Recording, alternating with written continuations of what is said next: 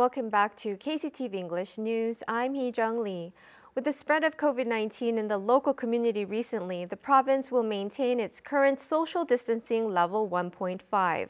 The province's quarantine authorities said that although the number of confirmed cases has been increasing, the current social distancing level 1.5 will be maintained until May 23rd as scheduled, taking into account the overall socio-economic situation. However, the province stressed that quarantine measures are under review due to a peak in the number of confirmed cases that have reached more than 10, and announced that tightened measures will take effect immediately if the situation worsens. As various events and gatherings become frequent in the month of May, concerns grow on the possibility of group infection. The province requests people to continue to refrain from gathering and to constantly monitor quarantine regulations.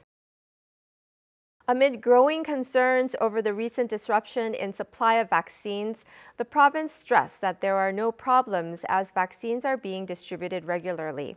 Jeju quarantine authorities explained that they have been receiving the Pfizer vaccines every Friday and that 4,680 doses are scheduled to arrive in Jeju for this week alone.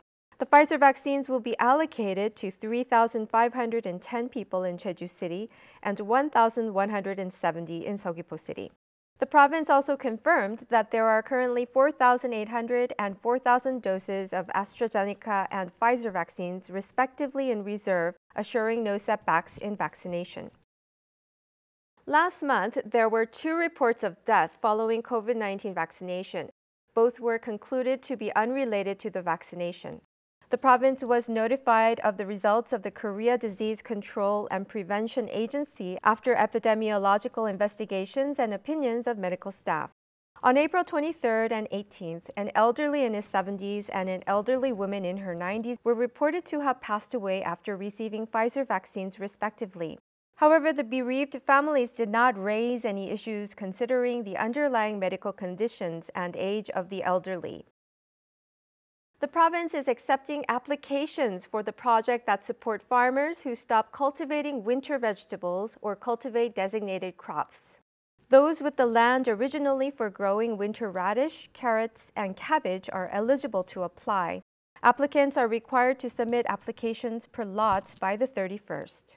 Eligible applicants will be assessed and checked on whether they close their farms or cultivate designated crops. Once approved, 3.8 million won per hectare will be granted to farmers in December.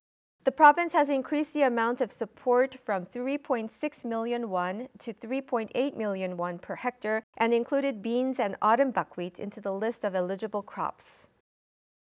Since March, the Jeju Municipal Police has been working with the Ministry of Land, Infrastructure and Transport, the Korea Transportation Safety Authority, and the administrative cities to conduct a special crackdown on the use of unregistered and uninsured vehicles, and a total of 6 cases was uncovered.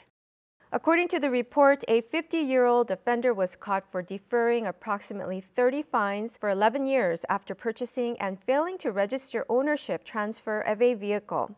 The offender bought the vehicle at a cheap price from a Chinese man who has since left the country. Another offender was caught for illegally operating a car without liability insurance.